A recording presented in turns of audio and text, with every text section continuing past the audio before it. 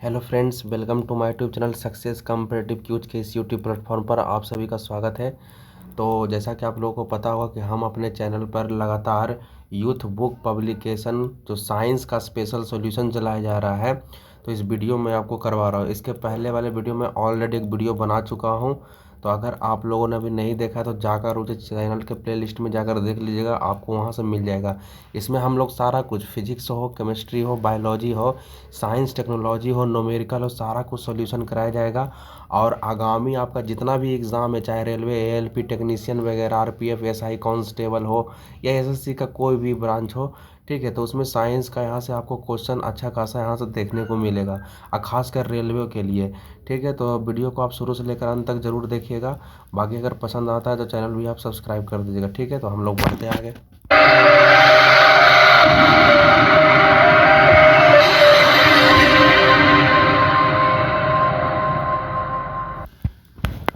तो अगला क्वेश्चन ध्यान दीजिएगा, 36 नंबर से स्टार्ट होगा। वीडियो के पार्ट 1 में मैं आपको 35 तक करवा चुका हूं।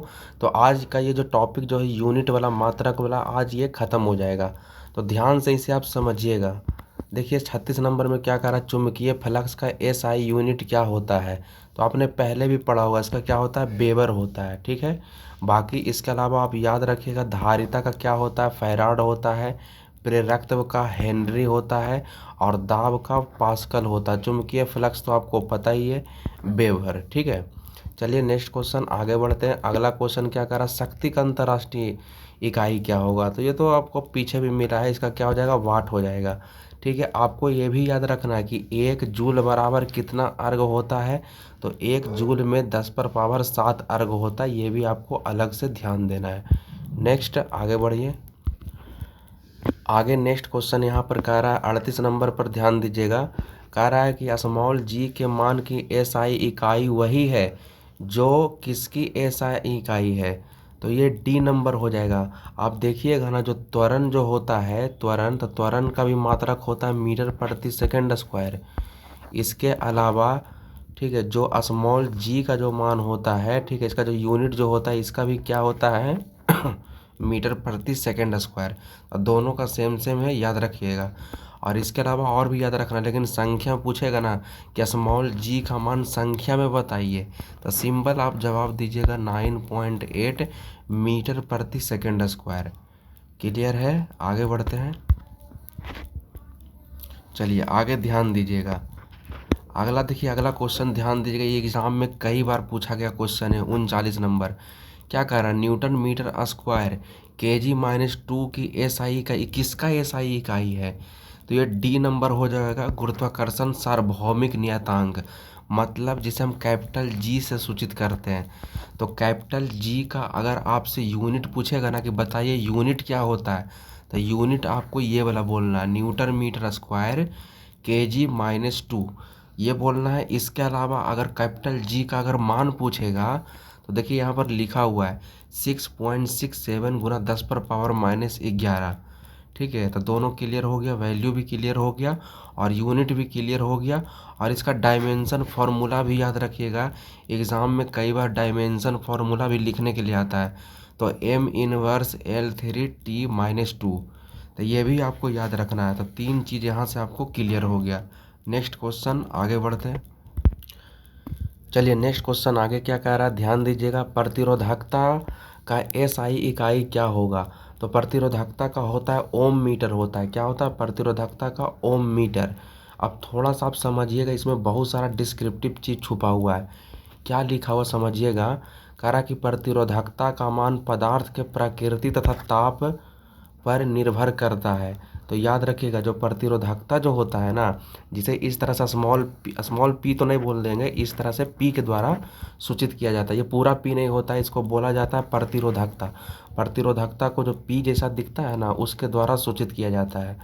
तो यहाँ पर याद रखिएगा, जो प्रतिरोधकता जो होता है वो पदार्थ के प्रकृति पर डिपेंड करता है और टेम्परेचर पर डिपेंड करता है, याद रखिएगा।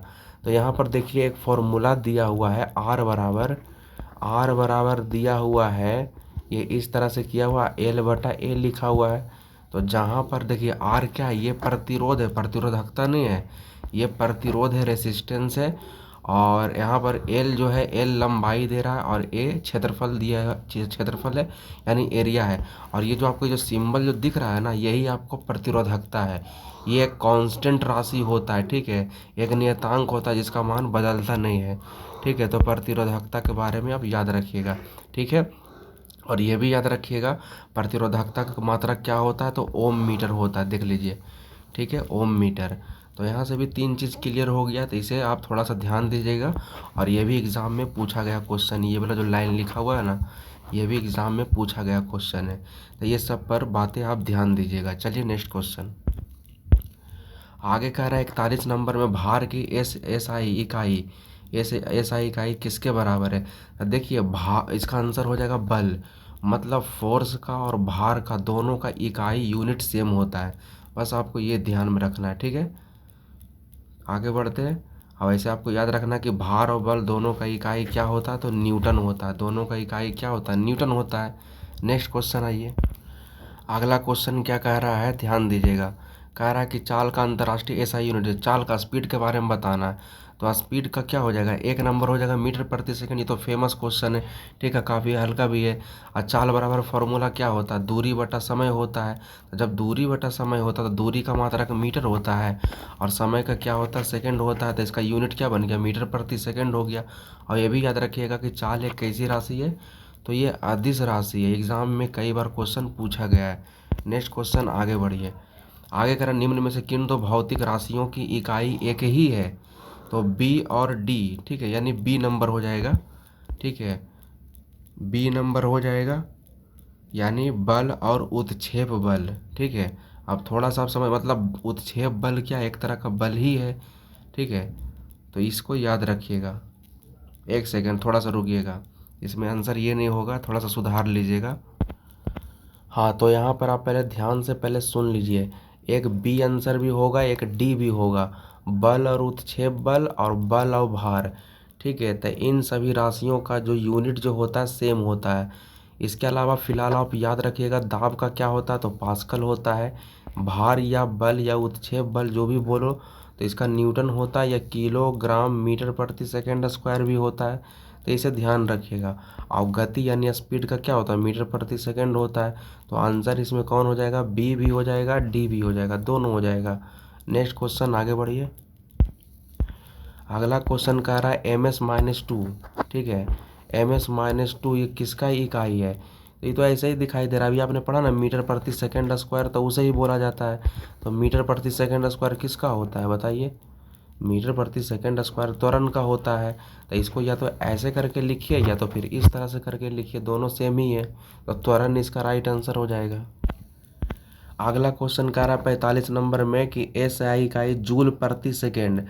तो बताइए जूल प्रति सेकंड किसका हो जाएगा, तो ये कार्य का हो जाएगा। क्योंकि आपको पता होगा कार्य को मतलब कार्य का परिभाषा क्या होता है, कार्य हम लोग किसको बोलेंगे बताइए। कार्य के बारे में अगर आपको बोलने के लिए कहेगा तो क्या बोलेंगे। यहाँ थोड़ा सा आप आंसर सुधार लीजिएगा। यहाँ पर आंसर जो हो जाएगा ये आपका शक्ति हो जाएगा, मतलब P बराबर होता है W/T, ठीक है। तो W यानी कार हो गया, तो कार का मात्रक क्या हो जाएगा, जूल हो जाएगा। और T का क्या हो जाएगा, सेकंड हो जाएगा। तो ये शक्ति हो जाएगा, ठीक है, थोड़ा सा सुधार कर लीजिएगा, ठीक है। चलिए नेक्स्ट क्वेश्चन आगे बढ़िए। देखिए अगला क्वेश्चन क्या कह रहा, थोड़ा सा ध्यान से सुनिएगा। कह रहा है कि न्यूटन के मापन की इकाई क्या होगा। तो न्यूटन किसका, बल का है, सिंपल है, ठीक है। अच्छा आपको पता होगा कि न्यूटन का एक नियम होता है, ठीक है, जो सेकंड लॉ होता है। सेकंड लॉ के अनुसार एक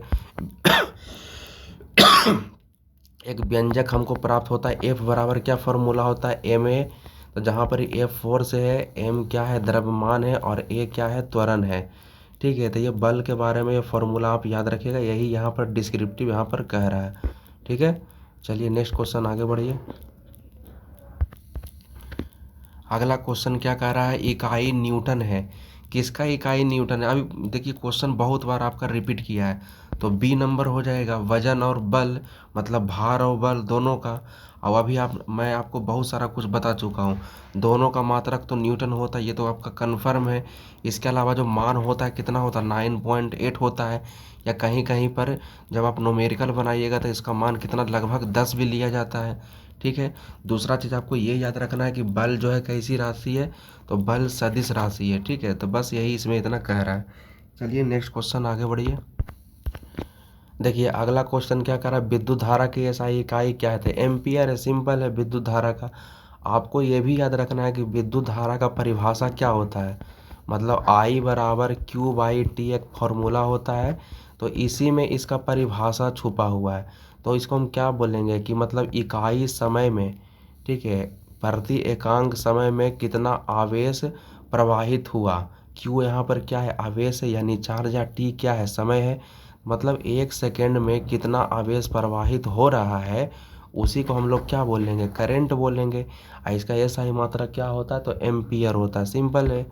ठीक है, चलिए नेक्स्ट क्वेश्चन, इकाई एम्पियर है, तो अभी आपने पढ़ा तो विद्युत धारा का है। नेक्स्ट क्वेश्चन, चलिए नेक्स्ट क्वेश्चन आगे 50 नंबर पर आ जाते हैं। कह रहा है कि एसआई इकाई वोल्ट है, तो वोल्ट किसकी एसआई इकाई है, तो विभवांतर का है। ठीक है, आप थोड़ा सा समझिएगा इसके बारे में। कह रहा है कि किन्हीं दो बिंदुओं के बीच विद्युत विभव के अंतर को विभवांतर बोलते हैं। ठीक है, दो बिंदु है तो दोनों बिंदुओं के बीच के जो विभव जो होता है, ठीक है, जो उसके अंतर को क्या बोलते हैं, विभवांतर कहा जाता है। ठीक है, बस सिंपल आपको ये याद रखना है। इसे वोल्ट मीटर के द्वारा मापा जाता है। विभवांतर को किससे मापा जाता है, वोल्ट मीटर। ठीक है, और इसका जो मात्रक जो होता है ना, मात्रक क्या होता है, तो मात्रक इसका वोल्ट होता है। ठीक है, इसका मापन ओम के नियम से भी किया जाता है। और ये एक फॉर्मूला याद रखिएगा, विभवांतर बराबर होता है प्रतिरोध गुना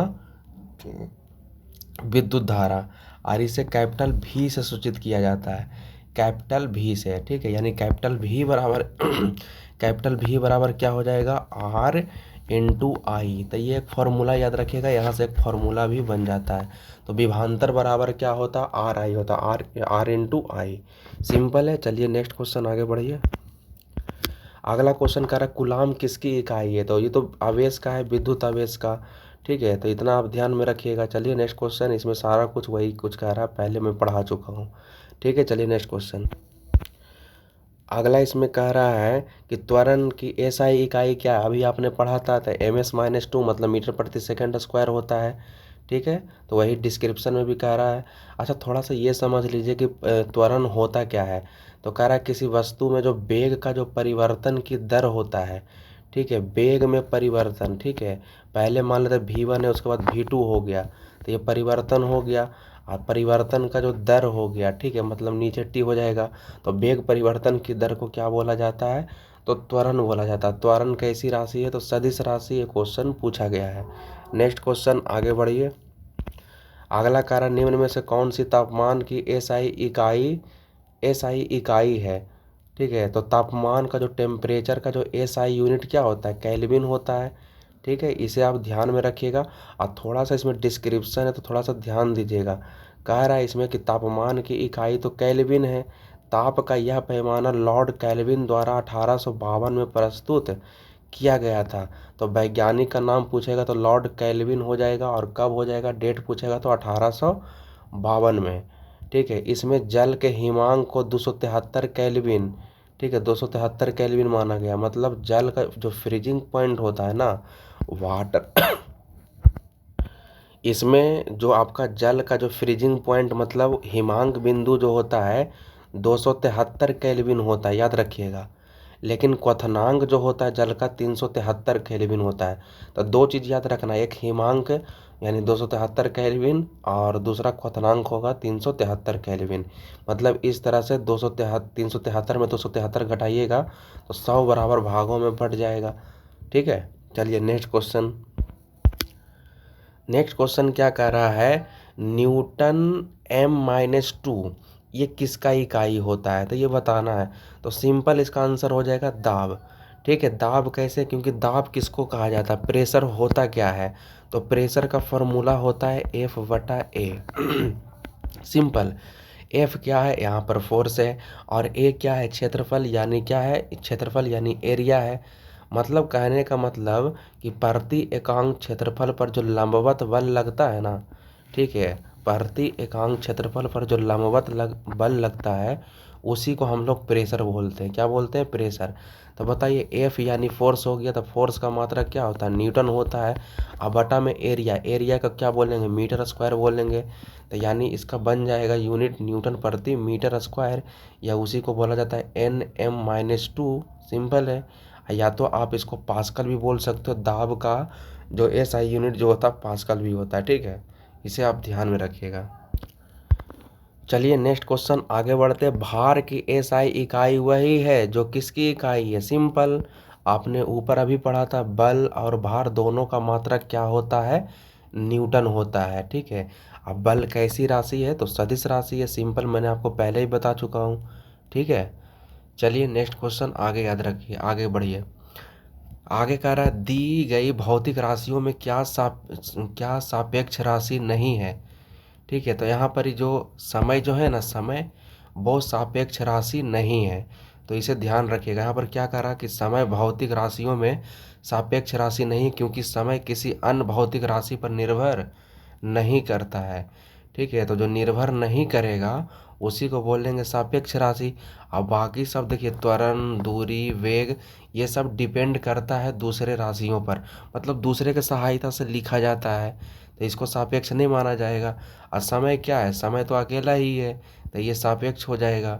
ठीक है, तो यहाँ पर ही खैर कह रहा था कि कौन सा सापेक्ष राशि नहीं है, तो समय जो हो जाएगा वो सापेक्ष राशि नहीं है। ठीक है, ये थोड़ा सा आप ध्यान दीजिएगा। ठीक है, समय जो है वो सापेक्ष राशि नहीं है, तो सापेक्ष राशि में ये सारा कुछ आ जाएगा। तो बी सी डी है ना, वो सापेक्ष राशि में आ जाएगा, समय नहीं आएगा। ठीक है, तो थोड़ा सा यहाँ पर सुधार कर लीजिएगा। चलिए नेक्स्ट क्वेश्चन। अगला क्वेश्चन यहाँ पर कह रहा है निम्न में से किस राशि के लिए मात्रक नहीं है? किसका मात्रक नहीं होता है? तो अपेक्षित घनत्व का कोई मात्रक नहीं होता है। एग्जाम में कई बार क्वेश्चन पूछा गया है कि अपेक्षित घनत्व का कोई मात्रक नहीं होता है। ठीक है, चलिए नेक्स्ट क्वेश्चन। तो यहाँ पर थोड़ा सा ध्यान दीजिएगा कुछ डिस्क्रिप्शन में। यहाँ पर देखिए अपेक्षित घनत्व कोई मात्रक नहीं, घनत्व का पूछेगा तो किलोग्राम प्रति मीटर क्यूब या ग्राम प्रति सेंटीमीटर क्यूब, उसी को बोलते हैं। बल का मात्रक न्यूटन हो जाएगा, या तो किलोग्राम मीटर प्रति सेकंड स्क्वायर भी हो सकता, दोनों। तो संवेग का क्या हो जाएगा? किलोग्राम मीटर प्रति सेकंड। तो ये सब ध्यान रखिएगा, एग्जाम रिलेवेंट क्वेश्चन है ये सब। ठीक है, नेक्स्ट क्वेश्चन आगे कर, निम्न में से किस युग्म की इकाई समान नहीं है? तो देखिए किसका समान नहीं है? तो बल और दाब का सेम नहीं है, बाकी सब सेम होगा। तो यहाँ पर याद रखिएगा बल और दाब की इकाइयाँ समान नहीं है। बल का मात्रक, जो बल का मात्रक होता है न्यूटन होता है, लेकिन दाब का मात्रक क्या होता है? पास्कल होता है, या फिर कह लीजिए कि न्यूटन प्रति मीटर स्क्वायर है। तो दोनों का तो डिफरेंट हो गया ना, दोनों का तो सेम हुआ नहीं। ठीक है, तो आंसर डी नंबर हो जाएगा। नेक्स्ट अगला क्वेश्चन यहाँ पर कह रहा है, थोड़ा सा ध्यान दीजिएगा। कह रहा है कि ओम मीटर किसकी इकाई है? तो ये प्रतिरोधकता की इकाई है, थोड़ा देर पहले आपने पढ़ा था, और ये सारा कुछ मैं आपको बता चुका हूँ ऊपर। ठीक है, ये फॉर्मूला आपने पढ़ा ना। ठीक है, तो इसे ध्यान में रखिएगा। तो यहाँ पर याद रखिएगा, प्रतिरोधकता बोलिए चाहे आप विशिष्ट प्रतिरोध बोलिए, ओम मीटर इसका मात्रक होता है। और इसका फॉर्मूला याद रखिएगा, ये जो आपको फॉर्मूला दिख रहा होगा ना, प्रतिरोधकता बराबर होता है R इंटू ए बटा एल। ठीक है, ये थोड़ा सा फॉर्मूला आप थोड़ा सा ध्यान में रखिएगा। ऐसे ये फॉर्मूला आप ऊपर भी मैं आपको पढ़ा चुका हूँ। ठीक है, चलिए नेक्स्ट क्वेश्चन आइए। अगला नेक्स्ट क्वेश्चन क्या बोल रहा है? मंदता की अंतर्राष्ट्रीय इकाई क्या है? तो क्या हो जाएगा? ms-2 हो जाएगा। ठीक है, मंदता का क्या हो जाएगा? ms-2। कैसे? देखिए यहाँ पर थोड़ा सा आप ध्यान दीजिएगा। किसी गतिमान वस्तु के वेग परिवर्तन की दर को त्वरण कहते हैं। यदि वेग परिवर्तन की दर अगर माइनस में हो जाए, जैसे ऐसे करके समझिए कि वेग परिवर्तन की दर को हम लोग क्या बोलेंगे? त्वरण बोलेंगे। ठीक है, लेकिन अगर यही त्वरण अगर माइनस में हमको अगर मिलेंगे ना, तो उसे हम लोग मंदन बोलेंगे। क्या बोलेंगे? मंदन। तो आप ये बताइए कि त्वरण का जो मात्रक होता है मीटर प्रति सेकंड स्क्वायर होता है, या ms-2 जो बोलिए। ठीक है। तो जो मात्रक ए का होगा त्वरण का, वही मात्रक आपका मंदन का होगा। फर्क सिर्फ इतना होगा कि अगर ये निगेटिव में प्राप्त होगा ना, तब उसका नाम थोड़ा सा चेंज हो जाता है। उसका नाम त्वरण नहीं कह के वहाँ पर उसको मंदन बोला जाता है। ठीक है, याद रहेगा। चलिए नेक्स्ट क्वेश्चन देखिए। नेक्स्ट क्वेश्चन क्या करें, निम्नलिखित में से किन युग्म की एसआई इकाई समान है। ठीक है, तो कार और ऊर्जा दोनों का सेम होता है।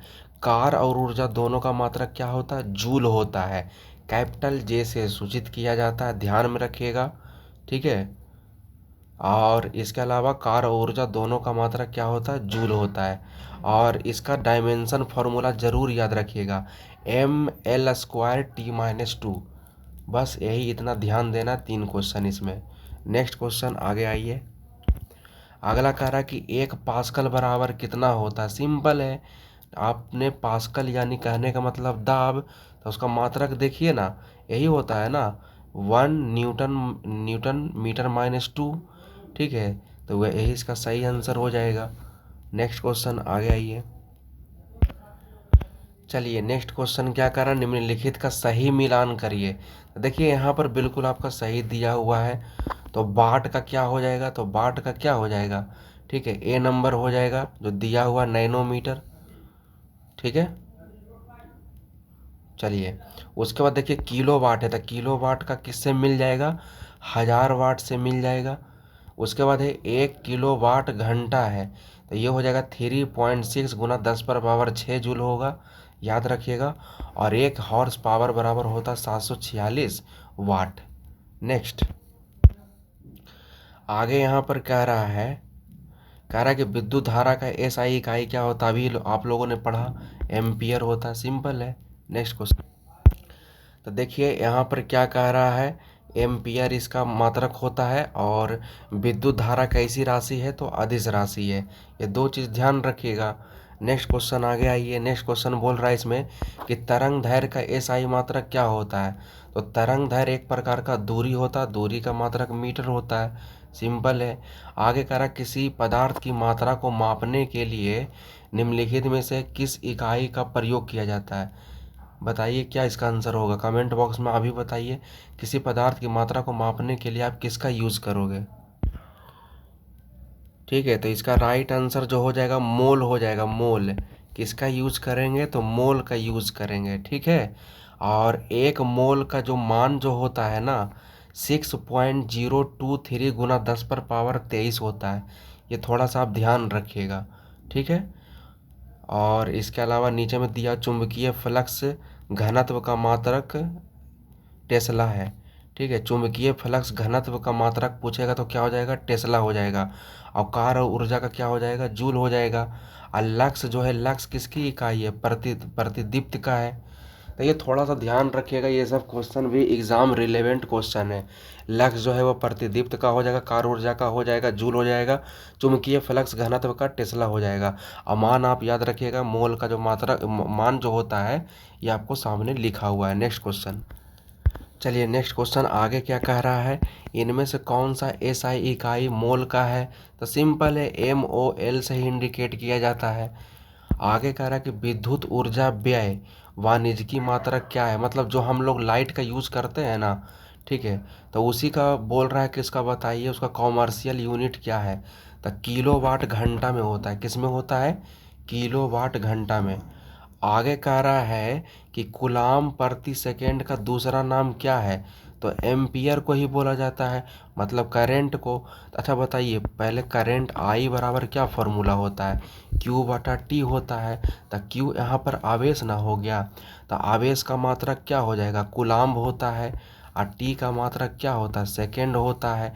तो बन गया ना कूलाम्ब प्रति सेकेंड। कूलाम्ब प्रति सेकेंड कहने का मतलब विद्युत धारा, और विद्युत धारा का एसआई मात्रक क्या होता है, एम्पियर होता है। तो कूलाम्ब प्रति सेकेंड बोलिए चाहे आप एम्पियर बोलिए, बात बराबर है। चलिए नेक्स्ट क्वेश्चन आइए। अगला यहाँ पर कह रहा है 70 नंबर होगा ना, कह रहा कि तरंग वेग का एसआई मात्रक बताइए क्या होगा। तो इसका राइट आंसर जो हो जाएगा, क्या हो जाएगा इसका right answer, B number meter प्रति सेकंड हो जाएगा। तरंग वेग का एसआई मात्रक क्या हो जाएगा, मीटर प्रति सेकंड एग्जाम में भी कई बार क्वेश्चन पूछा गया है। आगे बोल रहा है ध्वनि प्रदूषण मापा जाता है, किस में मापा जाएगा? डेसिबल में। सिंपल क्वेश्चन है।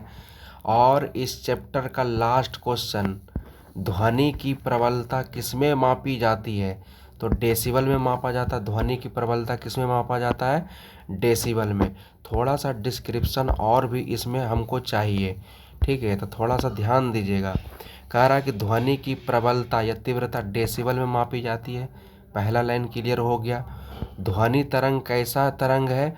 तो अनुदैर्घ्य यांत्रिक तरंग, ठीक है। सिर्फ अनुदैर्घ्य नहीं याद रखना है, पूरा याद रखना है। अनुदैर्घ्य यांत्रिक तरंग, ठीक है। ध्वनि तरंगों का जो रेंज जो होता है फ्रीक्वेंसी का 20 हर्ट्ज से 20,000 हर्ट्ज के बीच में होता है, तब उनकी अनुभूति अपने कानों द्वारा होती है।